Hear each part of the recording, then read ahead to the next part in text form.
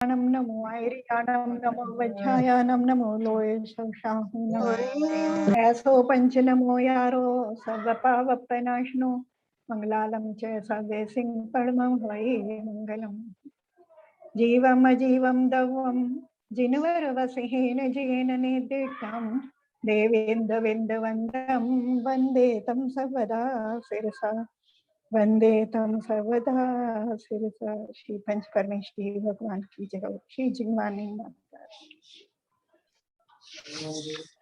व्रत द्रव्य संग्रह ग्रंथ चल रहा है अपना। श्री नेमिचंद्राचार्य ने लिखा है इसको, जिसमें अपनी 3 गाथाएं हो गई।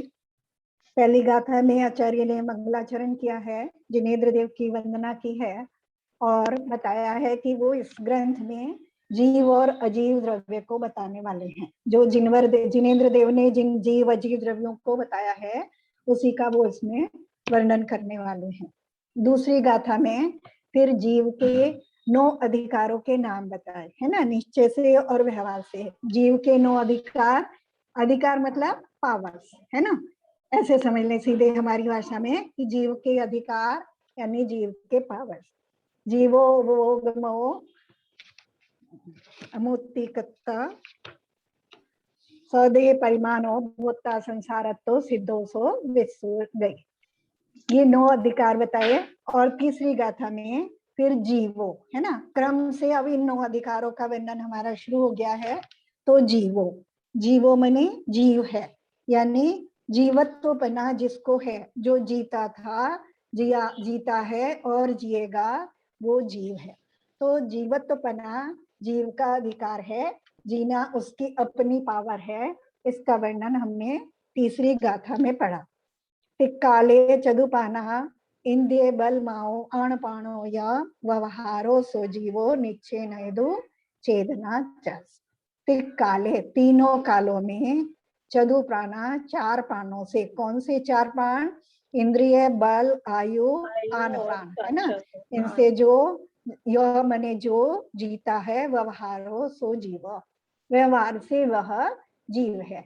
इन इंद्रिय बल आयु और आन प्राण, इन 4 प्राणों से जो जीता है वो व्यवहार से जीव है। और निश्चय नयदु चेतना जस, और निश्चय नय से तो चेतना जिसके है वह जीव है। इसको फिर हमने अच्छे से, जो ब्रह्मदेवाचार्य ने जो उसकी व्याख्या की है उसको हमने समझा कि द्रव्य प्राण और भाव प्राण है ना, तो सिद्ध परमेष्टि हैं, उनके तो शुद्ध छायिक भाव प्राण है ना। और जो संसारी जीव हैं उनके क्षयोपम रूप भाव प्राण हैं।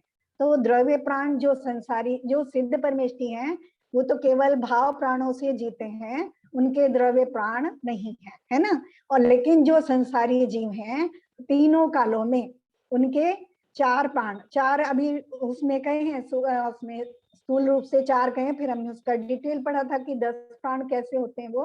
तो जो संसारी जीव हैं वो द्रव्य प्राणों और भाव प्राणों से जीते हैं। भाव प्राण कैसे हैं? क्षोभक्षम रूप है ना, ज्ञान दर्शन सुख सत्ता वीर्य, ये जीव के, यानी इन जो द्रव्य प्राणों के पीछे काम करने वाली जो जीव की शक्ति है, क्षोभक्षम रूप जो शक्ति है। क्षोभक्षम रूप क्यों है?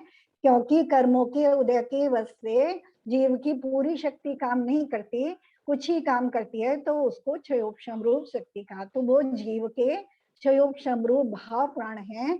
और द्रव्य प्राण जो उस कर्म के उदय से जो जीव को बाहर में कर्म 9 कर्म रूप जो शक्तियां प्राप्त हुई हैं वो उसके द्रव्य प्राण हैं है ना।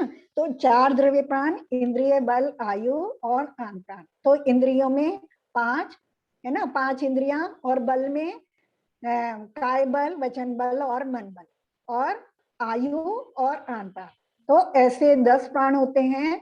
तो 10 प्राणों के साथ अलग अलग इंद्रिय वाले, जो इंद्रिय जाति के अलग अलग जाति वाले जो जीव हैं वो अलग अलग, जैसे एक इंद्रिय जाति के हमने देखा था 4 प्राण होते हैं, और संगी पंचेंद्रिय के पूरे 10 प्राण होते हैं है ना। तो जिनको जितनी जितनी इंद्रियां और बल हैं उतने उतने से वो जीते हैं। फिर उसके बाद उन्होंने मत के अनुसार भी सिद्धि की। ये हमें द्रव्य प्राण और भाव प्राण हमने पढ़े। फिर मत के हिसाब से भी जो चारवाक मत है वो कैसा मानता है कि जीव नहीं है, 5 भूतों से मिलकर के जीव बन जाता है, जीव नाम की कोई वस्तु नहीं है। लेकिन हम जीवत्व अधिकार पढ़ रहे हैं, है ना, ये क्योंकि जीव नाम का एक स्वतंत्र द्रव्य है और ये उसकी जीना उसकी अपनी पावर से है ना। और जो उसको द्रव्य प्राण मिलते हैं वो भी उसकी अपनी योग्यता से, जैसे जैसे उसके भाव प्राण होते हैं, जैसे जैसे वो भावों से कर्म बंद करता है, वैसे वैसे वो द्रव्य प्राणों को प्राप्त करता है। तो इसकी भी सिद्धि 9 दृष्टांतों के माध्यम से की, है ना। इतना हमें समझ में आ गया। और अब हम आ जाते हैं कि हम जीव हैं, है ना, हम सब जीव हैं ना। तो हमारे भी द्रव्य प्राण और भाव प्राण हैं। द्रव्य प्राण है, भाव प्राण है, या दोनों में से कोई एक है। किन प्राणों से हम जीते हैं, भाव प्राणों से जीते हैं कि द्रव्य प्राणों से जीते हैं?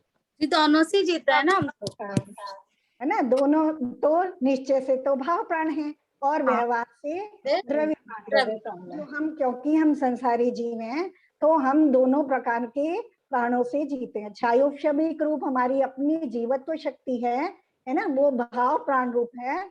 और जो द्रव्य प्राण है वो हम अभी संगीत पंचेंद्रिय है, तो हम 10 प्राणों से जीते हैं। तो निश्चय वाले हुए कि व्यवहार वाले हुए? कौन से वाले हैं, निश्चय वाले हैं कि व्यवहार वाले हैं? व्यवहार वाले। व्यवहार वाले हैं। कैसे? निश्चय प्राण नहीं है क्या? निश्चय भी है। तो फिर हम जीव तो निश्चय ना, निश्चय प्राण अगर नहीं है तो वहां तो व्यवहार प्राण होंगे ही नहीं। जिस वस्तु में निश्चय प्राण नहीं है, ज्यादा व्यवहार है पर शक्ति नहीं है, ऐसे 5 द्रव्य है ना, तो उनके द्रव्य प्राण भी नहीं है। द्रव्य प्राण के बिना तो जीव होते हैं, सिद्ध परमेष्टि है द्रव्य प्राण के बिना, है ना। लेकिन संसारी जीव द्रव्य प्राण के बिना भी नहीं होते। कोई भी जीव ऐसा नहीं है, चाहे वो विग्रह गति में हो या एक इंद्रिय जीव हो, अपर्याप्त अवस्था में हो, वो द्रव्य प्राण के बिना नहीं होता, है ना। अब तो हम निश्चय और व्यवहार वाले नहीं हैं। तो निश्चय और व्यवहार वस्तु के स्वरूप को समझाने के लिए है। वस्तु तो दोनों में है ना। दो जिन निश्चय और व्यवहार के माध्यम से जिसको समझाया जा रहा है, जिन गुणों का कथन किया जा रहा है, जिस वस्तु स्वरूप का कथन किया जा रहा है, वो दोनों उस वस्तु में है ना। तो निश्चय और व्यवहार दोनों। अच्छा, एक चीज और इसमें हम देखें कि अगर हम ये माने कि जीव में निश्चय प्राण नहीं है ना, में निश्चय प्राण नहीं है, तो किस चीज का क्या दोष आएगा? अगर हम ऐसा मान लें कि निश्चय प्राण जीव में नहीं है ना, जीव अपनी छायोक्षमिक शक्ति से नहीं जीता है, अपने भाव प्राणों से नहीं जीता है, अगर हम ऐसा मान लें तो क्या दोष आएगा ऐसा मानने में? जीव की एग्जिस्टेंस ही नहीं रहेगी। हाँ, जीव की सत्ता ही, जैसा कि चार्वाक मत मानता है ना। अगर हम ऐसा मान लेंगे तो जीव की सत्ता का ही अभाव हो जाएगा, तो जीव रहेगा ही नहीं। क्योंकि जीव अपने जीवत्व गुण के कारण ही, अपने उस छायोक्षमिक शक्ति के कारण ही जी रहा है। अगर हम ऐसा मान लें कि जीव में निश्चय प्राण नहीं है ना, चाहे वो छायोक्षमिक रूप है ना, वो एक अलग बात है, वो उसका भी एक कर देते हैं, लेकिन वो निश्चय प्राण है जीव के, है ना। जीव मुख्य रूप से उन्हीं प्राणों से जीता है। तो अगर हम ऐसा मान लेंगे कि जीव में निश्चय प्राण नहीं है, तो वो चार्वाक मत का कथन हो जाएगा और उससे जीव की अस्तित्व जो है, जो उसका सत्ता है, वो समाप्त हो जाएगी। जीव नाम की कोई वस्तु ही नहीं रहेगी। और अगर हम ऐसा मान लें कि जीव मात्र निश्चय प्राणों से जीता है ना, और उसमें द्रव्य प्राण नहीं है, तो क्या दोष आएगा?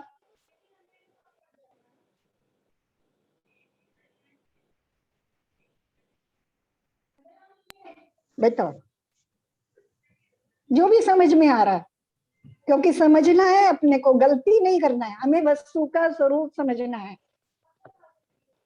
संसारी अवस्था नहीं बनेगी फिर। हाँ, और उससे क्या नुकसान होगा? और कर्मों के विषय में कर्म की समाप्त हो जाएगी। हाँ। कर्म की मान्यता नहीं। और थोड़ा सा आगे चलो। क्वेश्चन क्या था आंटी, क्या बोला आपने? अगर हम ये कहे जीव अपने केवल निश्चय प्राणों से जीता है, द्रव्य प्राणों से नहीं जीता है, तो अगर हम जीव के द्रव्य प्राणों को नहीं मानेंगे तो क्या दोष आएगा?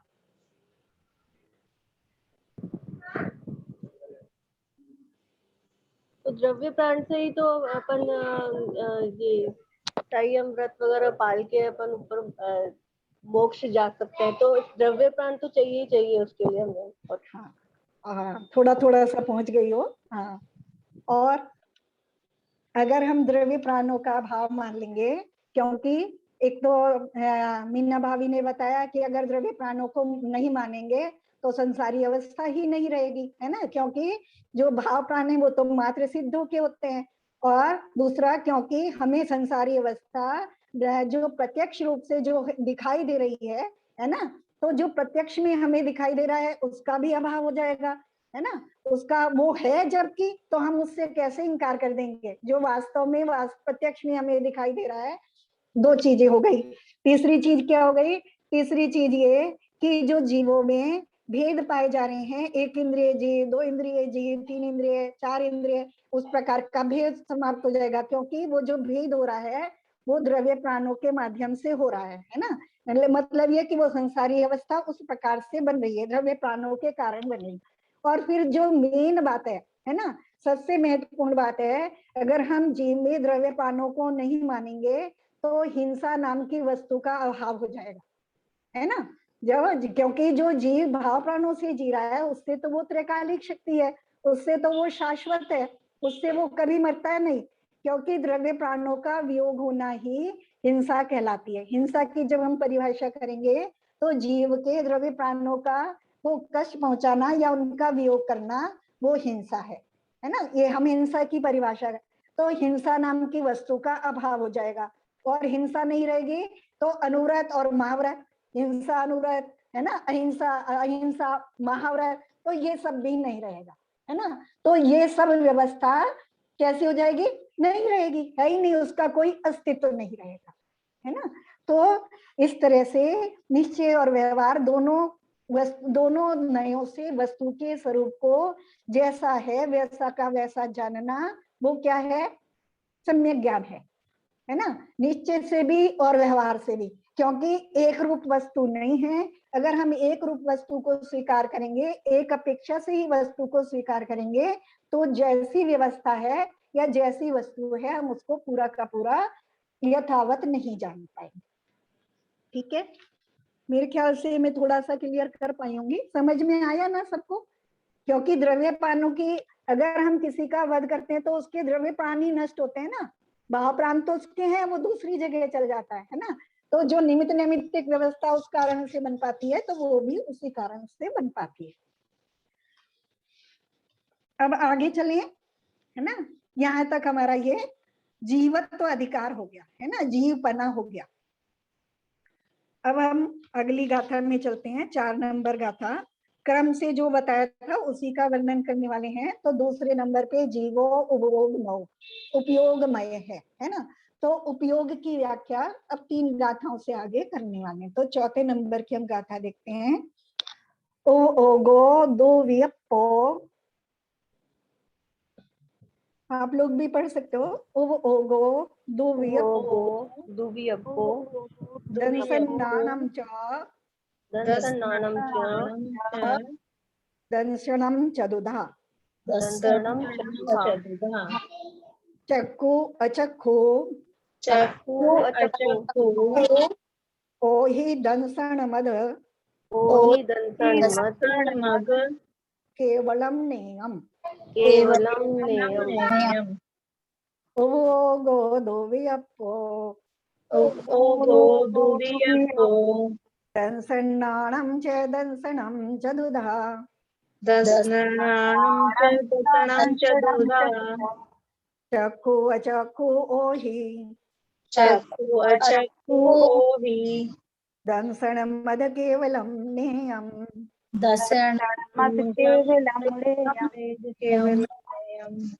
पढ़ने में सरल है ना, संस्कृत से थोड़ा सरल है पढ़ने में, है ना। ओगो ओगो मने उपयोग, है ना, द्विवचन है तो दो उपयोगों की बात कर रहे हैं। दो वियप्पो, दो विकल्प, दो मने दो, वियप्पो मने विकल्प, है ना। उपयोग कैसा है? दो विकल्प वाला है। दो विकल्प, विकल्प मने भेद भी होता है ना, जहाँ दो विकल्प किए जा रहे हैं यानी दो भेद किए जा रहे, तो भेद भी कह सकते हैं उसको। तो उपयोग दो विकल्प वाला है। दंसनम नानम, है ना, दंसनम नाम शब्द तो अच्छे से याद हो गए होंगे, है ना। दंसनम यानी दर्शन और नानम माने ज्ञान, ठीक है। उपयोग दो विकल्पों, दो भेद वाला है, दर्शन और ज्ञान, यानी दर्शनोपयोग और ज्ञानोपयोग, च, है ना। और च माने और, दंसनम चतुधा। अब दर्शन की बात कर रहे हैं कि दर्शनम, दर्शन जो है चतुधा यानी चार विधि, चार प्रकार का है। चतुर्धा यानी चार प्रकार का है। पहले बता दिया, उपयोग की बात करी कि उपयोग दो प्रकार का है, दर्शनोपयोग और ज्ञानोपयोग। अब उसकी डिटेल कर रहे हैं कि दर्शनोपयोग है वो चतुधा यानी चार प्रकार का है। कौन कौन सा, तो वो चार प्रकारों के नाम अगली लाइन में बता रहे हैं। चक्षु, चक्षु मैंने चक्षु यानी चक्षु दर्शन, सबके साथ दर्शन लगा लेंगे। अचक्षु यानी अचक्षु दर्शन। ओहि यानी अवधि, अवधि दर्शन, है ना। दर्शनम, तो यहाँ दर्शन शब्द आ गया, दर्शन, ये सबके साथ लगा लेंगे। अध, अध मने अध, और इसके बाद केवलम, केवल दर्शन। नियम मने जानना चाहिए, है ना। इस प्रकार से चार दर्शन उपयोग जानने चाहिए, ठीक है। उपयोग, उपयोगो दो विकल्पो, उपयोग दो विकल्पों वाला या दो भेदों वाला है। दर्शनम नानम चे, दर्शना, दर्शन उपयोग और ज्ञानो उपयोग। फिर दर्शनम चतुधा, जो दर्शनोपयोग है वो चार प्रकार का है। चक्षु, अचक्षु, ओहि, दंसनम, है ना। चक्षु दर्शन, अचक्षु दर्शन, अवधि दर्शन, है ना। अत और केवल दर्शन, केवल दर्शन नियम जानना चाहिए। इस प्रकार से चार दर्शनोपयोग जानना चाहिए, ठीक है। शब्द समझ में आ रहे हैं ना, अर्थ भी शब्दों का आराम से समझ में आ रहा होगा। चाहो तो अपनी बुक से पेंसिल से लिख भी सकते हो, उसके ऊपर लिख लो जहां लिखना है। कि ओ ही, जैसे ओ ही शब्द है तो लगता है थोड़ा अनसुना सा लग रहा है ना। जैसे दंशन नाम तो बहुत बार हमने सुन लिए तो हमें समझ में आ रहा है, केवलम स्पष्ट ही समझ में आता है। चक्कू अचक्कू भी समझ में आता है, ओ ही थोड़ा अलग लग रहा है तो वहां लिख सकते हैं कि हम अवधि, है ना। तो अवधि दर्शन। और वैसे तो अब सबके पास पुस्तक है तो आराम से रिवीजन भी कर सकते हैं। अब इसकी व्याख्या में, हाँ क्या कह रही हो सरिता? बुक है क्या वहाँ पे एक्स्ट्रा, तो मैं एड्रेस भेज लूँ? सरिता आवाज नहीं आ रही। वहाँ पे बुक ज्यादा है क्या, तो मैं अपना एड्रेस भेज दूँ? तुम नहीं, अभी तो चार बुक थी और चारों डिवाइड हो गई हैं, चार ही मिल पाई थी। लेकिन मैं देखती हूँ, मैं ट्राई कर रही हूँ, अगर मिल जाएगी तो हाँ ठीक है ना।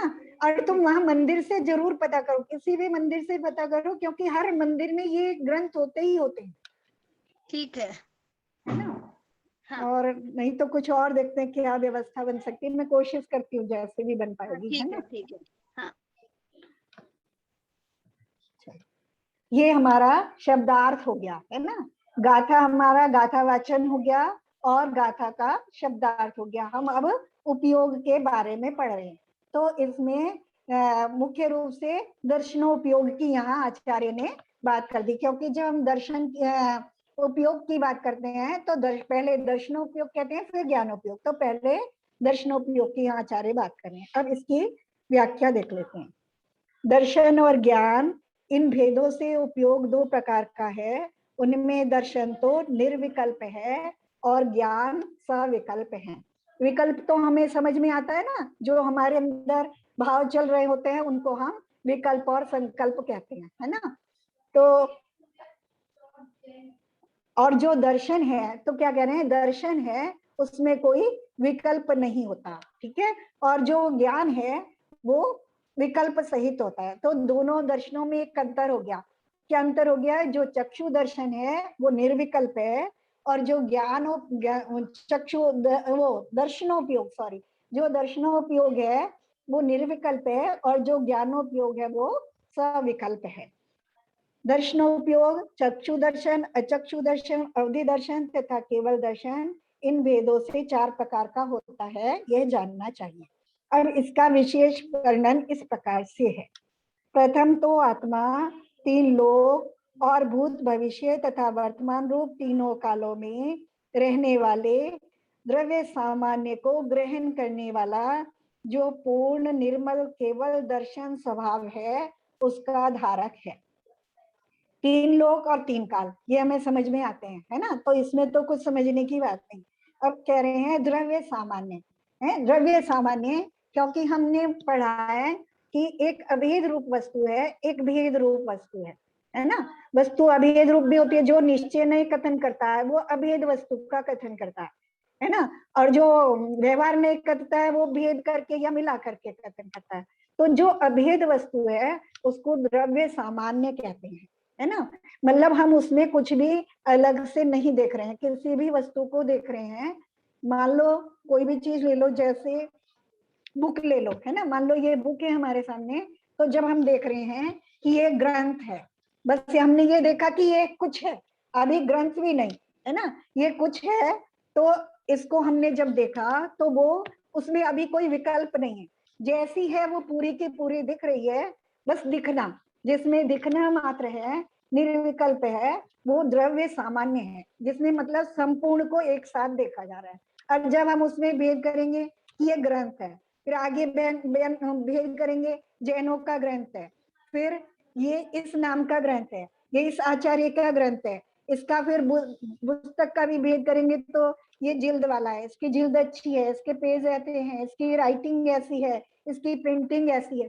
तो जब हम उसमें भेद करेंगे तो वो सब उसमें विकल्प हो गए हमारे, है ना। तो वो क्या होगा, भेद रूप जो वस्तु है वो क्या कहलाएगी, विशेष कहलाती है ना। जब हम उसको अभेद रूप से पूरा का पूरा देख रहे हैं तो वो सामान्य कहलाती है, और जब उसमें हम भेद करके उसकी विशेषताओं के साथ देखते हैं तो वो विशेष कहलाती है। भेद जब किए जाते हैं तो विशेषताओं के साथ किए जाते हैं तो विशेष कहलाती है।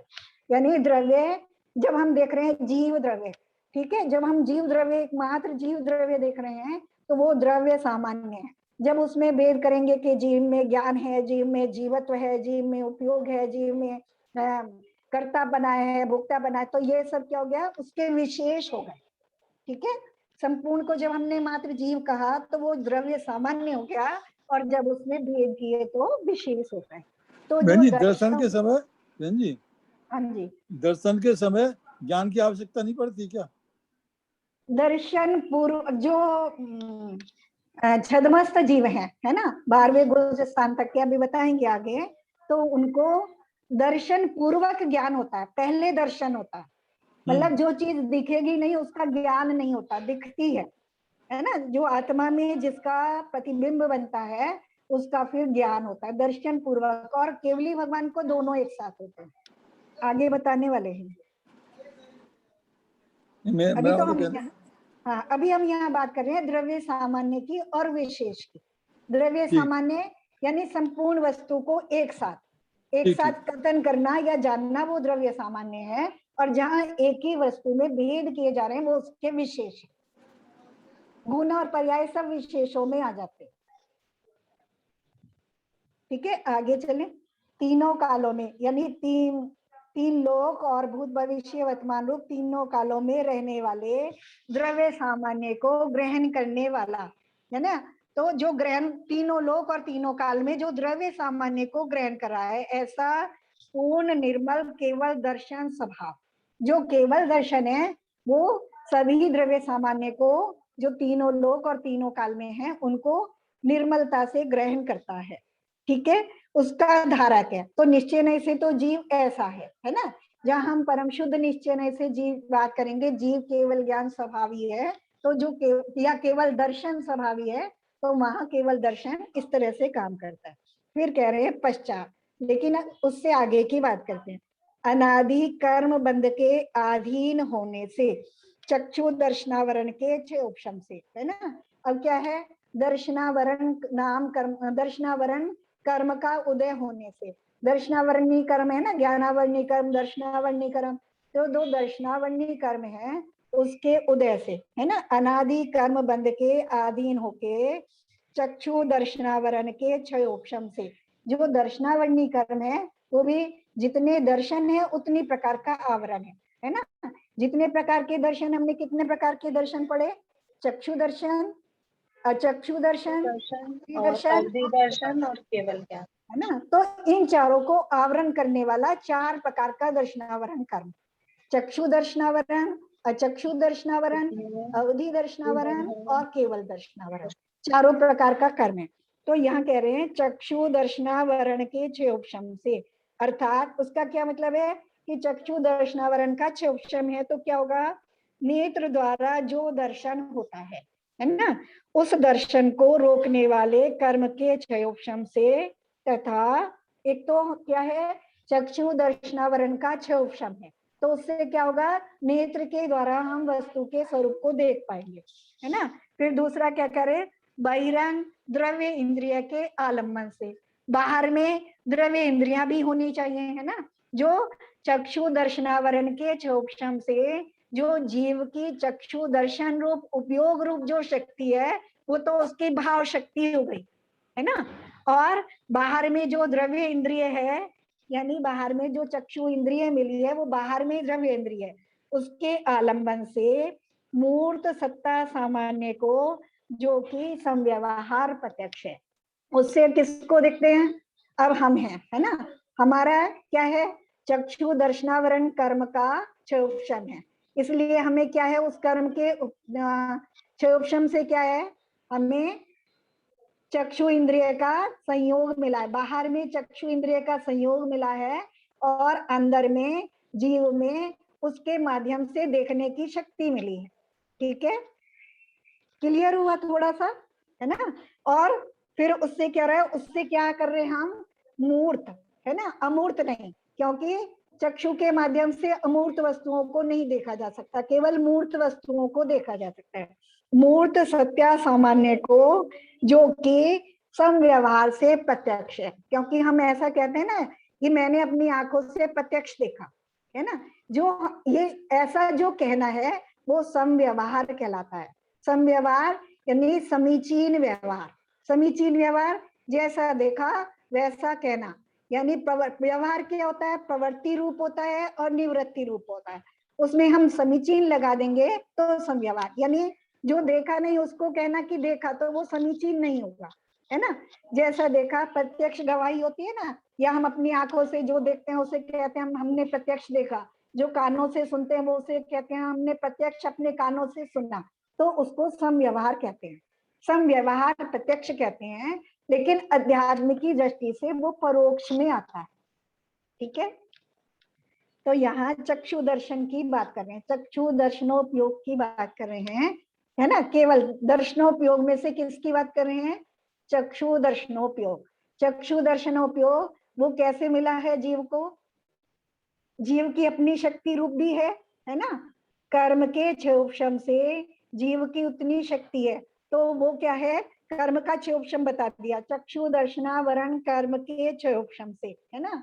और बाहर में तो नेत्र द्वारा जो दर्शन होता है, उस दर्शनावरण कर्म के 6 उपशम से क्या मिला है, एक तो बाहर में चक्षु रूप द्रव्य इंद्रिय मिली है, और एक भाव इंद्री, भाव इंद्री क्या मतलब जीव की वैसी पावर, है ना, देखने की, क्योंकि दोनों चीजें हैं, जिसको वैसी पावर ही नहीं है वो तो उससे नीचे के इंद्रियों वाले जीवों में आ जाते हैं, जिनके पास जो 3 इंद्रिय तक के जीव हैं उनके पास चक्षु दर्शन वाली, जो चक्षु दर्शनावरण कर्म का उनका उदय है, उनको वहां 6 उपशम नहीं है, तो वहां उनको चक्षु इंद्रिय नहीं मिली है, तो बाहर में उनको द्रव्य इंद्रिय भी नहीं है, और बाहर में उसका वो उनके पास उसको उपयोग रूप उसकी शक्ति भी नहीं है। ठीक है, लेकिन जो 4 इंद्रिय 5 इंद्रिय वाले जीव हैं, जिनको बाहर में द्रव्य इंद्रिय मिली है और अंदर में उसके उपयोग रूप उसको शक्ति मिली है, तो जीव की शक्ति, और फिर बाहर में कोई जैसे मान लो कोई नेत्रहीन व्यक्ति है यानी अंधा व्यक्ति है, तो उसकी बाहर में द्रव्य इंद्रिय की शक्ति नहीं है, लेकिन अंदर में उसकी क्षमरूप शक्ति है ना। तो इस तरह 2 चीजें भिन्न हम देख रहे हैं साथ में, तो फिर उससे क्या काम होता है, उसके द्वारा सत्ता सामान्य को, है ना, मूर्त सत्ता सामान्य को, चक्षु दर्शन से हम किसको देखते हैं, मूर्त वस्तुओं को, क्योंकि इंद्रियां जो इंद्रियों के माध्यम से हम जो कुछ भी ग्रहण करते हैं वो मूर्त को ग्रहण करते हैं, तो यहाँ सत्ता सामान्य की बात कर रहे हैं। दर्शन के द्वारा किसको ग्रहण किया जाता है, सामान्य को, ऊपर बताया है कि दर्शन जो गुण है वो सामान्य को ग्रहण करता है, और जब हम सत्ता विशेष की बात करेंगे, सत्ता विशेष को ग्रहण करता है, तो वहां ज्ञान की बात करेंगे, तो सत्ता सामान्य को जो ग्रहण करता है वो सम व्यवहार से प्रत्यक्ष है, तो भी निश्चय से परोक्ष रूप है ना। दो चीजें हो गई, क्योंकि आत्मा के प्रदेशों से प्रत्यक्ष नहीं देख रहा है, तो उस अपेक्षा से परोक्ष है ना। लेकिन व्यवहार में जैसे कथन चलता है, यानी समीचीन व्यवहार से आंखों के माध्यम से हम जो देख रहे हैं वो समव्यवहार प्रत्यक्ष है। उसको एक देश से विकल्प रहित जैसे हो तैसे देखता है, वह चक्षु दर्शन है। एक देश देखता है, संपूर्ण रूप से नहीं देखता है ना। एक देश जैसा देखता है वह चक्षु दर्शन है। वैसे ही स्पर्शन, रसन, घ्राण तथा श्रोत इंद्रिय के आवरण के क्षयोक्षम से, ठीक है। एक जो हम आंखों के माध्यम से देखते हैं वो तो चक्षु दर्शन के अंतर्गत आ जाता है, लेकिन बाकी 4 इंद्रियों से जो हम ग्रहण करते हैं वो अचक्षु दर्शन के अंतर्गत आ जाता है, ठीक है। बाकी 4 इंद्रियों से जो भी ग्रहण होता है वो अचक्षु दर्शन है, ठीक है। तो उसमें भी बस सब ऐसे ही लगा लेंगे, है ना। वहां उनका दर्शनावरण रूप से क्षयोक्षम है और बाहर में वैसी इसी प्रकार, और परोक्ष रूप से स्पर्शन, रसन, घ्राण तथा श्रोतेंद्रिय के आवरण के क्षयोक्षम से निज निज बहिरंग द्रव्य इंद्रिय के अवलंबन से मूर्त सामान्य को परोक्ष रूप एक देश से जो विकल्प रहित देखता है वह अचक्षु दर्शन है। बस सारी चीजें वैसी की वैसी उसमें लगा लेंगे कि सत्या सामान्य को देखता है, विकल्प रहित देखता है ना, और मूर्त वस्तुओं को देखता है, ठीक है। इसी प्रकार मन इंद्रिय के आवरण के क्षयोक्षम से, संगी पंचेंद्रियों के पास मन होता है, तो मन के माध्यम से भी हम जानते हैं। तो जितना भी हमारा जानना है वो दर्शन पूर्वक ही होता है ना। जो आत्मा में दिखता नहीं है वो जानने में भी नहीं आता है ना। मान लो जैसे अभी हम अमूर्त वस्तु को नहीं देख पा रहे हैं, तो अमूर्त वस्तु जैसी है उसमें हम वैसे जितना जान पा रहे हैं उसके माध्यम से जान पा रहे हैं, या मन के माध्यम से मूर्त और अमूर्त दोनों को जाना जाता है, उसको बताएंगे अभी।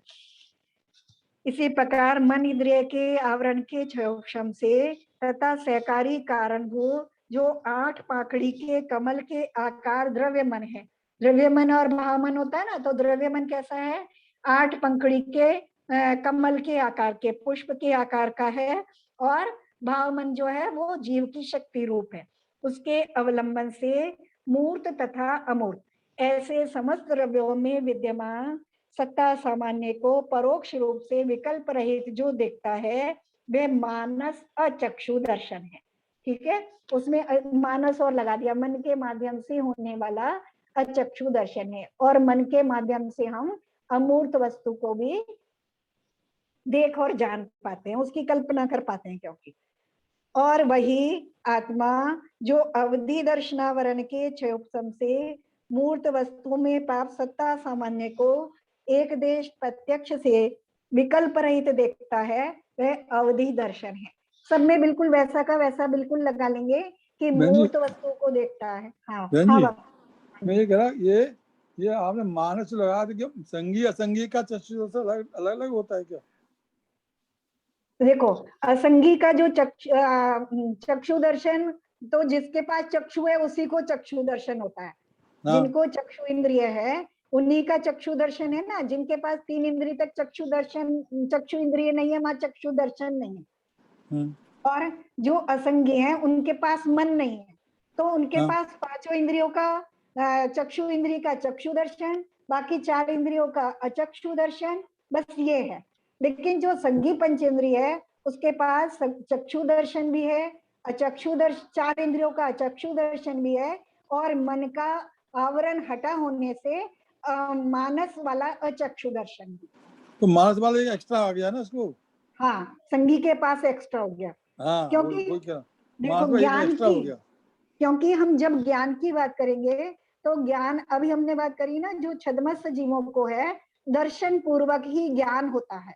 हाँ, है ना। तो जहाँ ज्ञान होगा, क्योंकि अब मन से हमें ज्ञान होता है ना, मन से हम जानते हैं, मूर्त और अमूर्त दोनों प्रकार की वस्तुओं को जान पाते हैं मन से, तो बिना दर्शन के नहीं जान पाते, तो दर्शन भी है। अच्छा। तो अवधि दर्शन, इसी तरह से जो अवधि दर्शन है वो कैसे है, अवधि दर्शनावरण के छह उपशम से। जैसे अभी हमें अवधि ज्ञान नहीं है तो अवधि दर्शन भी नहीं है, क्योंकि दोनों एक साथ ही होते हैं, है ना। तो अवधि ज्ञान नहीं है तो अवधि दर्शन भी नहीं है। तो जो अवधि दर्शन है वो किसके होगा, अवधि दर्शनावरण कर्म के छह उपशम से, है ना। तो हमारा क्या है, अवधि दर्शनावरण कर्म का छह उपशम नहीं है, उदय है ना।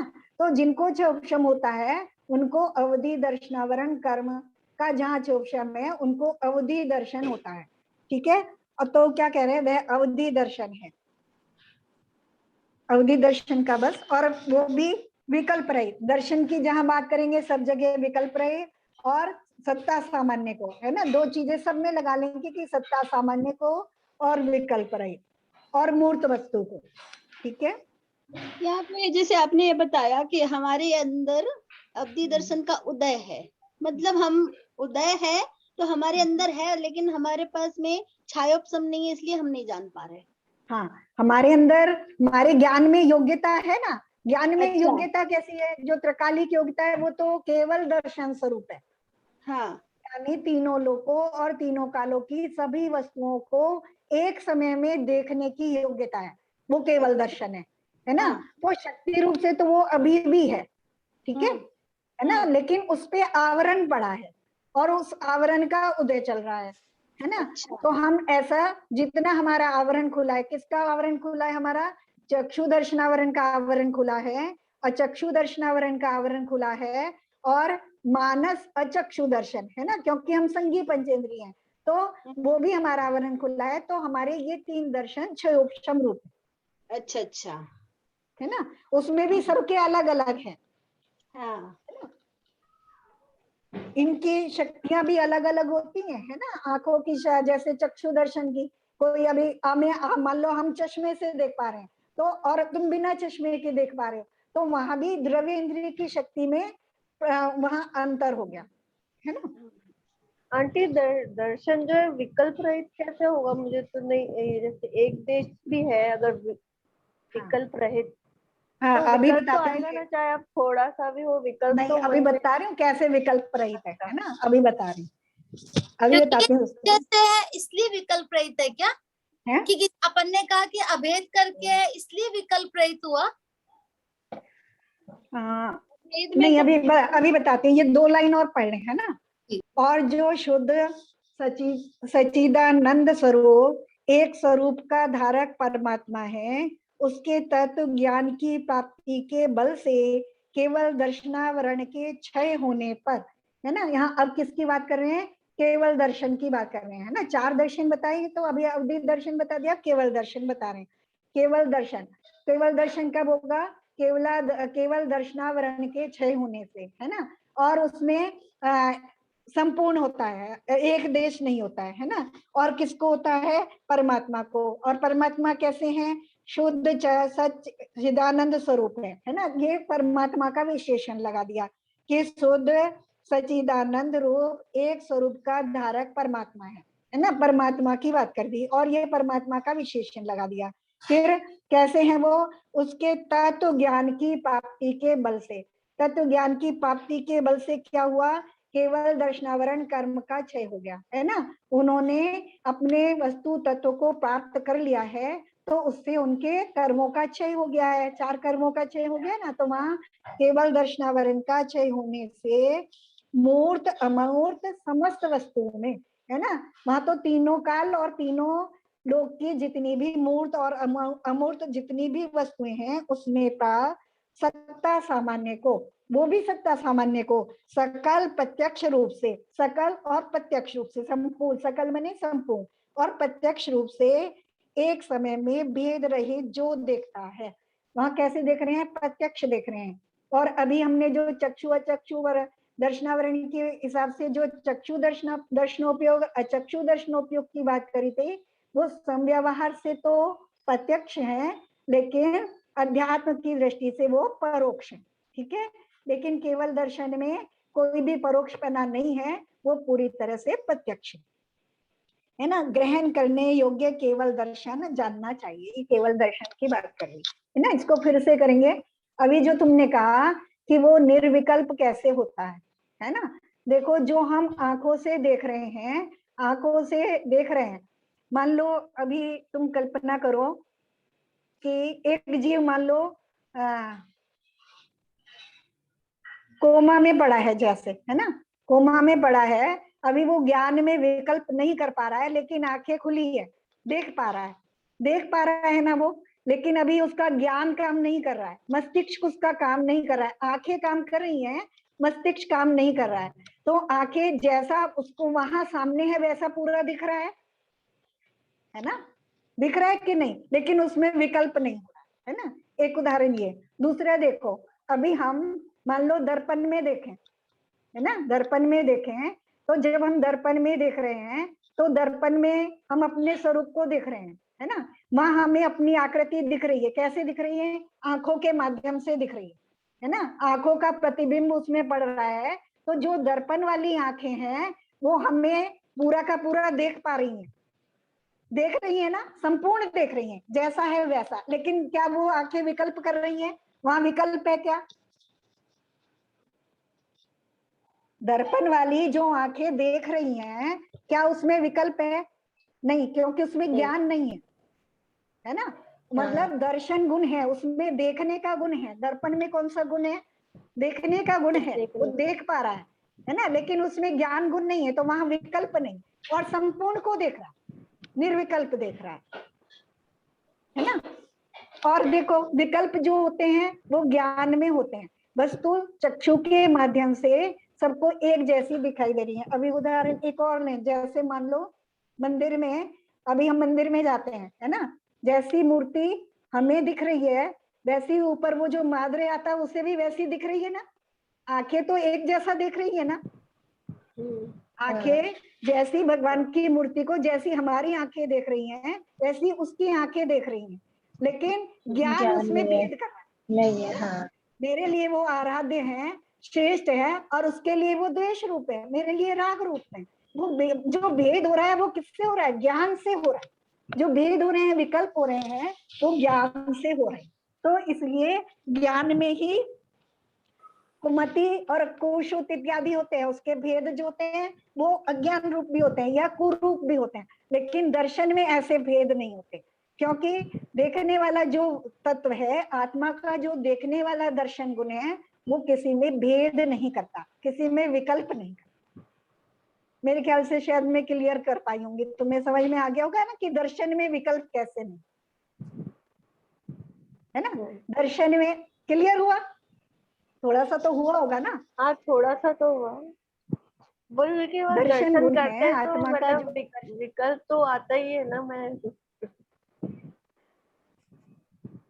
अभी देखो, मैंने अभी तुम्हें दर्पण का उदाहरण दिया ना, दर्पण देख रहा है ना, दर्पण में दर्शन गुण है ना, जैसे दर्पण में दर्शन गुण है, देखने का गुण है। क्योंकि अभी हमें क्यों लगता है विकल्प आते हैं? क्योंकि हम जीव है ना, और जब हम अभेद दृष्टि से देखेंगे तो वहां दर्शन और ज्ञान भिन्न नहीं है। जैसे सूरज में ऊष्मा और प्रकाश अलग अलग नहीं है ना, जो उसका प्रकाश है वो ऊष्मा रूप भी है, और जो ऊष्मा है वो प्रकाश रूप भी है, क्योंकि अभेद है, दोनों की एक सत्ता है ना, दोनों एक ही वस्तु में है, लेकिन फिर भी दोनों का एक अलग अलग काम है ना। प्रकाश का काम प्रकाशित करना है और ऊष्मा का काम गर्मी देना है। ऐसे ही हमारे, क्योंकि हम वो दोनों एक रूप हैं, जीव अपेक्षा से जब देखेंगे, जो दो दर्शन है वो ज्ञान रूप भी है, और जो ज्ञान है वो, क्योंकि अभेद है दोनों, है ना, तो हम इसलिए नहीं समझ पाते हैं। लेकिन जो दर्शन गुण है वो, उसमें दर्शन के कारण हमारी आत्मा, ये समझ लो एक दर्पण जैसी है। दर्शन गुण के कारण आत्मा कैसा है? एक दर्पण जैसा है, उसमें सब वस्तुएं उसकी योग्यता के अनुसार झलकती है। जितना कर्म का चौचम है, अगर केवल दर्शन है तो उसमें तीनों काल और तीनों लोक की सभी मूर्त पदार्थ एक साथ झलकते एक समय में। लेकिन हमारे अंदर जितनी हमारी आत्मा में योग्यता है, दर्पण की भी अलग अलग योग्यताएं होती है ना, अलग अलग तरह के दर्पण होते हैं। कोई वस्तु को वैसा का वैसा ही दिखाते हैं, कोई थोड़ा मोटा करके दिखा रहे हैं, कोई पतला करके दिखा रहे हैं, कोई छोटा करके दिखा रहे हैं। तो जैसी हमारी जो दर्शन गुण की योग्यता है, यानी जितना हमारे आत्मा में, जितना इस समय कर्म के क्षयोपशम से, दर्शनावरण कर्म के क्षयोपशम से जितनी योग्यता हुई है उतना हम देख पा रहे हैं, है ना। अभी हमें केवल दर्शनावरण का पूरी तरह उदय है, अवधि दर्शनावरण का पूरी तरह उदय है, तो उनके माध्यम से हम जो देख पाते वो तो हम नहीं देख पा रहे हैं। लेकिन चक्षु दर्शनावरण और अचक्षु दर्शनावरण और मानस अचक्षु दर्शनावरण का हमें क्षयोपशम है, तो उस माध्यम से भी, उसमें भी सबकी, हर जीव की अपनी अलग अलग योग्यता है ना। जैसा जैसा कर्म का उदय है वैसे वैसे तो उसके माध्यम से मात्र वस्तु दिखती है ना, उसमें झलक रही है आत्मा में, और जो झलक रही है ज्ञान उसको जान रहा है, तो जान रहा है उसमें आगे करेंगे तो अभी मति ज्ञान और शुद्ध ज्ञान, मति ज्ञान भी के भी अलग भेद करते हैं, उसमें हम करते हैं ना अवग्रह या अवाय धारणा, उसके भी स्टेप्स हो जाते हैं। फिर मति ज्ञान पूर्वक शुद्ध ज्ञान होता है, फिर उसको भी आगे देखेंगे फिर, है ना। तो अभी क्लियर हुआ कि निर्विकल्प है, निर्विकल्प है यानी आत्मा का दर्शन गुण एक दर्पण के समान, है ना। उस दर्शन गुण के माध्यम से दर्शन गुण और ज्ञान गुण अलग अलग लेंगे तो फिर समझ में आया। हाँ, तो दर्शन गुण है ना, जैसे अब शरीर है, पूरे शरीर की अपेक्षा देखे तो हम एक ही है ना, अलग अलग है क्या, नहीं है ना। लेकिन आंख और दिमाग की अपेक्षा देखें तो अलग अलग है, अलग अलग है ना। और आंख क्या काम कर रही है, मात्र देखने का, जैसे मैंने एक कोमा वाले आदमी का उदाहरण दिया तुम्हें, है ना।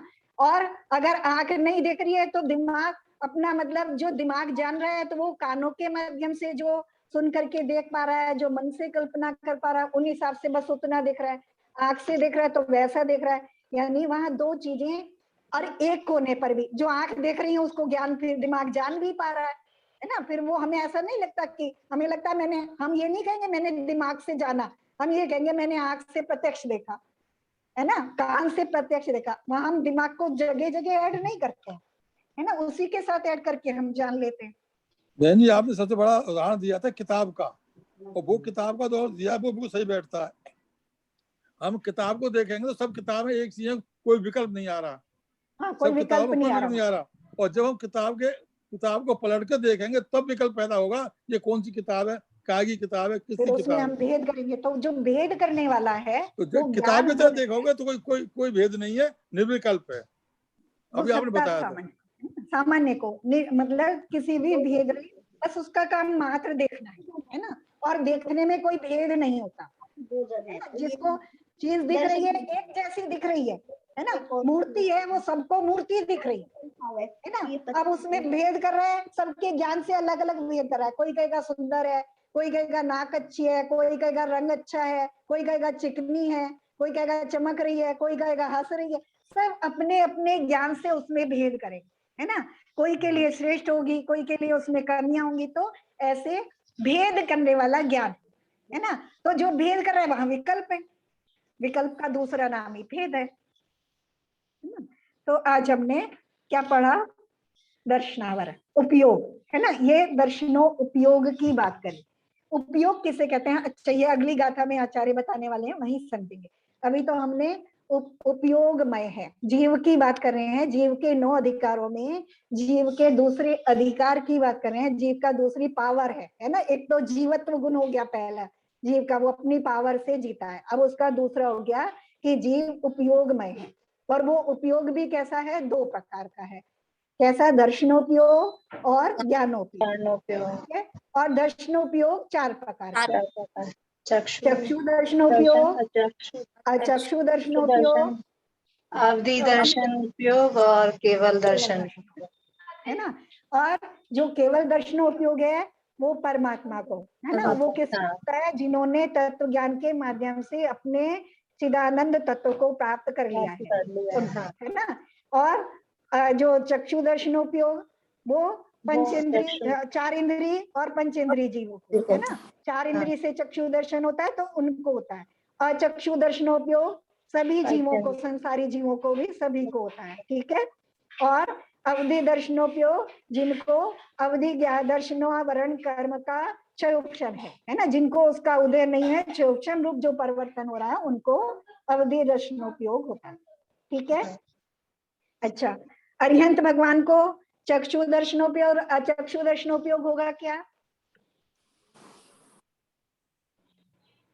नहीं होगा, नहीं नहीं होगा, होगा, नहीं है ना, होगा। क्योंकि तो वहाँ तो केवल ज्ञान केवल आ गया दर्शन ना, होते हैं। केवल दर्शन हो गया केवल तो दोनों दर्शन है, साथ में होते हैं। वो संपूर्ण को एक साथ उन्हें जान केवल केवल दर्शन होगा उनको, केवल हाँ, हाँ, उनको वहां तो अच्छा। केवल दर्शन होगा, है ना। और जो हाँ। 3 इंद्रिय के जीव हैं उनको मात्र अचक्षु दर्शन होगा, ठीक है। और जो 4 इंद्रिय 5 इंद्रिय जीव हैं उनको चक्षु दर्शन और अचक्षु दर्शन, ठीक है। और जो संगी पंचेंद्रिय हैं उनको मानस अचक्षु दर्शन, मानस। और जो अवधि ज्ञानी है, चाहे वो कुअवधि ज्ञानी है या सुअवधि ज्ञानी, तो उनको अवधि दर्शन उपयोग भी होगा, ठीक है। बस बहुत हो गया आज, है ना। एक बार फिर से रिवीजन कर लेंगे, अभी सबके पास किताब है और सबके पास वीडियो भी होगा, ठीक है। हाँ। अच्छा लग रहा है ना, इतना डीप में, अपने अंदर इतना डीप में जा रहे हैं ना, अपने अपनी पावर्स देख रहे हैं, ठीक है। आंटी जैसे ये सामान्य जो वर्ड लगाया है वो एक तरह से निश्चय के हिसाब से ही लगाया हुआ है ना, फिर अपन उसको जैसे द्रव्य सामान्य अपन ने किया है, जैसे सत्ता सामान्य है, तो वो उसका पूरा वही आपने बताया स्वरूप हम देख रहे हैं, उसको जब तक भेद नहीं किया गया अभेद अवस्था, तो निश्चय ही हो गया, है ना। हाँ, इसको देखो क्या है, हाँ ऐसे भी समझ लो, ऐसे भी समझ सकते हैं अभी, ठीक है। अभी ज्यादा और डीप में नहीं जाते, बस ऐसे ही हाँ। अभी यहाँ निश्चय और व्यवहार की बात नहीं करेंगे। अभी तो ये समझ लो कि जो जीव की 2 पावर हैं, उपयोग रूप जो पावर है, जो उपयोग रूप जीव का अधिकार है, वो 2 प्रकार का है ना। दर्शनोपयोग और ज्ञानोपयोग, है ना। और दर्शनोपयोग जो है वो विकल्प रहित होता है ना। उसके माध्यम से जीव में जो वस्तु है वो झलकती है ना। और क्यों झलकती है, वस्तुओं में भी प्रमेयत्व गुण होता है, ये हमने पढ़ा था ना, जो 6 गुण पढ़े थे, है ना। प्रमेयत्व गुण के कारण वो जीव में, उनमें योग्यता है। इसको जब अभी हम मतार्थ से समझेंगे तब समझेंगे, अभी नहीं, बस इतना समझो आज, है ना, ठीक है। इससे संबंधित अगर कुछ विकल्प आए तो प्रश्न कर सकते हो, व्हाट्सएप पे भी कर सकते हो और क्लास में भी कर सकते हो, ठीक है। वो जो अर्थ जो बुक से पढ़ाते हैं ना, तो उसका अर्थ सहित पेज भी डाल देना एक, तो जैसे मैं यही सोच रही हूँ। मैं अभी ना, तो मैं जो आज हमने पढ़ा है वो पेज डाल देती हूँ, क्योंकि 1-2 पेज ही होते हैं मुश्किल से, है ना। तो तुम्हारे लिए हो जाएगा, या जिनके पास नहीं है उनके लिए हो जाएगा। ज्योतिलता बुक है ना तुम्हारे पास? तो नहीं है, ज्योतिलता के पास भी नहीं होगी। मुझे लग रहा था शायद पापा की हो। मुझे तो ये अपनी माँ की मिल गई थी, तो मैं उठा इस बुक का नाम क्या है? मैं मंदिर में देखूंगी यहाँ के। व्रत द्रव्य संग्रह। अच्छा, पूछेंगे माली भैया से, पुजारी से। जरूर, हर मंदिर में होती है। अच्छा आंटी, ये लिखा है कि जैसे ये ना कि निश्चय से परोक्ष रूप है, उसको एक देश से विकल्प रहित जैसे हो वैसे जो देखता है वह चक्षु दर्शन है। निश्चय से परोक्ष रूप कैसे हुआ आंटी? ये देखो, जब हम निश्चय से जो बात करते हैं तो हम आत्मा की बात करते हैं, है ना। और जब व्यवहार से बात करते हैं तो मिली हुई की, यानी आत्मा और शरीर के मिले हुए की बात करते हैं, है ना। तो निश्चय से परोक्ष रूप है। परोक्ष रूप क्या क्या इसलिए कह रहे हैं, क्योंकि जब हम प्रत्यक्ष की बात करेंगे तो हम उसमें नेत्र वगैरह भी लगा लेंगे। आंखों से देखा, कान से सुना, तो वो व्यवहार से हो गया, है ना। तो उस अपेक्षा से प्रत्यक्ष हो गया, ठीक है। व्यवहार से हो गया साम व्यवहारिक प्रत्यक्ष। व्यवहार में भी समीचीन लगा दिया, है ना, सम व्यवहार लगा दिया। और जो आत्मा के प्रदेशों की अपेक्षा से जो डायरेक्ट देखेंगे, केवल आत्मा से हम सीधा देखेंगे तो वो प्रत्यक्ष होगा। जो केवल दर्शन है वो आत्मा के प्रदेशों से डायरेक्ट होता है, तभी उनको चक्षु दर्शन है। चक्षु दर्शन नहीं है ना, अभी हमने बात करी ना अरिहंत भगवान, है ना। तो वो आत्मा के प्रदेशों से डायरेक्ट उनको दिखाई दे रहा है, तो वो प्रत्यक्ष है। और हम आत्मा के प्रदेशों से डायरेक्ट नहीं देख रहे हैं किसी भी वस्तु को। कैसे देख रहे हैं? चक्षु दर्शन के माध्यम से देख रहे हैं। तो उस अपेक्षा से हमारा क्या है? परोक्ष है। और परोक्ष तो, और व्यवहार की अपेक्षा साम व्यावहारिक प्रत्यक्ष, है ना। व्यवहार, जब व्यवहार नहीं से निश्चय से परोक्ष हुआ ना, आत्मा के प्रदेशों से डायरेक्ट, अकेले नहीं देख रहे हैं शरीर के इंद्रियों के साथ। तो बहन जी, क्षोभ से जो देखेंगे तब परोक्ष होगा। क्षयोक्षम जो है ना, वहां कर्म का उदय निमित्त है, तो वो व्यवहार हो गया, फिर व्यवहार। अच्छा ठीक। वहां जब क्षयोक्षम रूप से केवल आत्मा की शक्ति की बात करेंगे, वहां देखने की बात भी नहीं करेंगे, आत्मा की शक्ति की बात करें तो वो एक देश शुद्ध निश्चय नहीं होगा फिर। बस थोड़ा सा वस्तु को समझने के लिए है कि हम उसमें क्या मतलब उससे क्या दोष आ जाते हैं। जैसे अभी हमने पहली गाथा में देखा ना कि अगर हम जीव के द्रव्य पान नहीं मानेंगे तो क्या दोष आएगा, भाव प्राण नहीं, तो उससे कहीं हो जाता है। लेकिन बहुत ज्यादा डीप में नहीं जाओ, उसको वस्तु को वैसा समझने की कोशिश कर, है ना। हमें अपने स्वरूप को समझना, इसके माध्यम से हम क्यों पढ़ रहे हैं, क्योंकि हम जीव हैं और हम जीव के बारे में पढ़ रहे हैं, तो हमें अपने को समझना है ना। ठीक। जावानी के ज्ञान से सूझे लोकालोक, सोवानी मस्तक नमो सदा देखूं दो, हे जिनवानी वापी थोड़ी जसु दिन में, जो तेरी शरण गए सो पावे सुखियां, देव बजू हरिहंत को गुरु सेवा नित्य दया धर्म पानी सदा यही।